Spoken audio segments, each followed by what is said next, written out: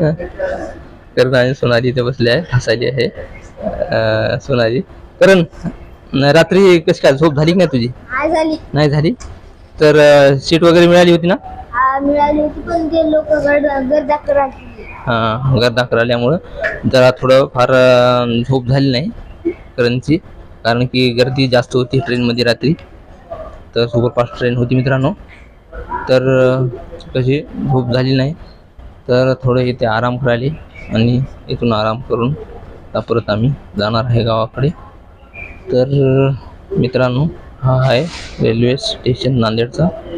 आता याच चौथ्या प्लॅटफॉर्मवर आली होती मित्रांनो, ते जे नांदेडला जे पोचलेली ट्रेन जे पुण्याहून आली होती ते, तर सकाळी 10 वाजता पोचली होती.